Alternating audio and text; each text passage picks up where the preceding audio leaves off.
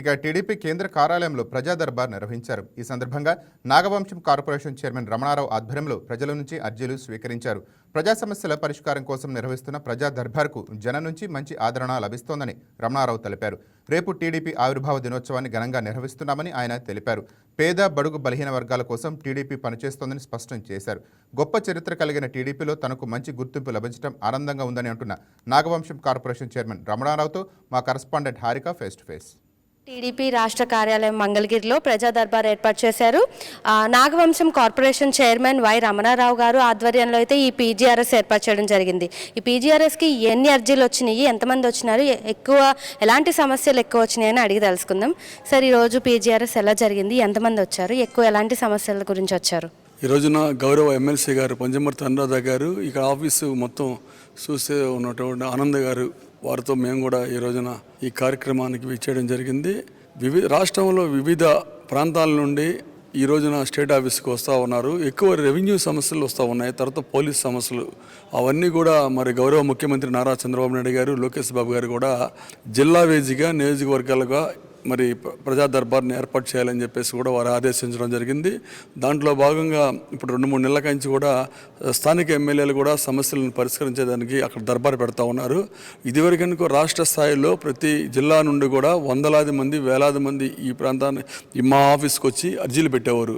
కానీ ఈ రోజున జిల్లాలో ఉన్నటువంటి ప్రాంత నియోజకవర్గాల్లో పెట్టడం వల్ల కొంత అవన్నీ కూడా స్థానికంగా సమస్యల పరిష్కారం అవుతూ ఉన్నాయి. ఇక్కడికి మేజరు విషయం ఉన్నది. తర్వాత లోకల్ ఎమ్మెల్యే గారి దగ్గరికి ఎవరైనా సరే ఒకవేళ వెళ్ళడానికి ఇబ్బందిగా ఉన్నది, లేకపోతే పోలీస్ సమస్య ఒకసారి 2 సార్లు వెళ్ళిన తర్వాత ఆ సమస్య అవ్వట్లేదు, ఈ రెవెన్యూ పాస్బుక్లు కానీ వీరి స్థలాన్ని ఇంకొకరు కబ్జా చేయడం కానీ, గత వైసీపీ ప్రభుత్వంలో వారు ఆ స్థలాన్ని పట్టా పాస్బుక్లు కూడా వారి పేరును మార్చుకునేవి కానీ అవన్నీ వస్తూ ఉన్నాయి. దాని మీద మరి గట్టిగా మరి గౌరవ ముఖ్యమంత్రి గారు, మరి రెవెన్యూ మంత్రి గారి కూడా ఆదేశాలు ఇవ్వడం జరిగింది. పట్టాలు అవన్నీ కూడా మార్చినట్టు వాటి మీద కూడా చర్య కూడా తీసుకోమని చెప్పడం జరిగింది. ఏంటంటే ప్రాసెస్గా జరుగుతూ ఉన్నాయి.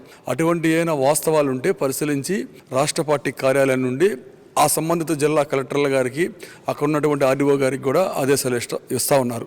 రేపు టీడీపీ ఆవిర్భావ దినోత్సవం ఎలాంటి ఏర్పాట్లు జరగబోతున్నాయి, ఎలాంటి కార్యక్రమాలు చేస్తున్నారు? తెలుగుదేశం పార్టీ ఆవిర్భావ దినోత్సవం 43 వసంతాలు పూర్తి చేసుకుని 44వ వసంతానికి అడుగు పెడతా ఉన్నాం.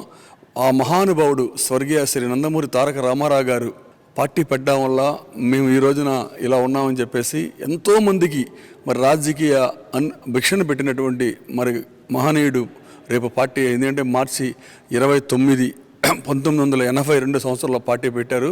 వారు పెట్టిన ముహూర్తం ఏంటో కానీ అసలు ఎంత సమస్యలు వచ్చినా సరే మరలా కింద పడి అలా కెరటంలాగా ఎగురుతూ మళ్ళీ పార్టీ అధికారులకు వస్తూ ఉంది. ఆ నాయకత్వంలో రామారావు గారి తర్వాత నాయకత్వంలో మా బాబు గారు చంద్రబాబు నాయుడు గారు కానీ, మా యువ నాయకులు లోకేష్ బాబు గారు కూడా మరి ఈ పార్టీ కోసం, పార్టీ నిర్మాణం కోసం ప్రభుత్వం వచ్చిన తర్వాత ప్రభుత్వంలో సంక్షేమ పథకాలు ఎలా అమలు చేయాలి, అభివృద్ధి ఎలా జరపాలి అనే దాని మీద గత ప్రభుత్వం చేసినటువంటి అప్పులకు వడ్డీలు కట్టాలా, లేకపోతే గత ప్రభుత్వం చేసినటువంటి తప్పిదాలను మళ్ళీ సరిచేసి ప్రజలకు మంచిగా ఉండాలని చెప్పేసి మరి నిరంతరం 15-18 గంటలు మరి పనిచేస్తున్నటువంటి మరి 74 సంవత్సరాలు వయసు వచ్చినా సరే మరి చంద్రబాబు నాయుడు గారు మరి ప్రజల కోసం, ప్రజల మేలు కోసం, బలహీన వర్గాల కోసం, బడుగు వర్గాల కోసం, అలానే ఎస్సీ మైనార్టీ వర్గాల కోసం పాటుపడుతూ ఉన్నారు. వారి నాయకత్వంలో ఈ 5 ఏళ్లే కాదు మరలా 2029లో జరిగినటువంటి ఎన్నికల్లో కూడా తెలుగుదేశం కూటమి ప్రభుత్వం ఘన విజయం సాధిస్తుందని తప్పక మేము చెప్తాం. అన్నగారు కేవలం ₹2 కిలో బియ్యం ఇవ్వాలని చెప్పి అన్నారు. మరి ఉన్నటువంటి పేదవారికి ఇల్లు కావాలని చెప్పారు, ఇల్లు ఇచ్చారు. మరి జనతా వస్త్రాలని చెప్పేసి మరి లేడీస్కి కూడా వస్త్రాలు అవన్నీ కూడా ఇవ్వడం జరిగింది. ఉద్యోగస్తులు, చదువుకున్నటువంటి స్టూడెంట్స్ అందరికి కూడా ఉద్యోగాలు కావాలని చెప్పి డెవలప్మెంట్ మీద పూర్తి స్థాయిలో ఇప్పుడు స్థానికంగా ఆ రోజున ఉన్నటువంటి తాత్కాలికమైనటువంటి కొన్ని పనులు జరిగి ఉండొచ్చు. అన్నగారి టైంలో లాంగ్ టైము ప్రభుత్వ పరంగా ఒక పని చేస్తే వారి జీవితాంతం బాగుంటుంది అని చెప్పేసి మరి బాబు గారు ఆలోచన. వికలాంగులకు 3,000 పెంచిన 6,000 చేసాం. అలానే బస్సులో ఉన్నటువంటి మహిళా సోదరిమణులకు ఉచిత బస్సు సౌకర్యం ఏర్పాటు చేస్తాం.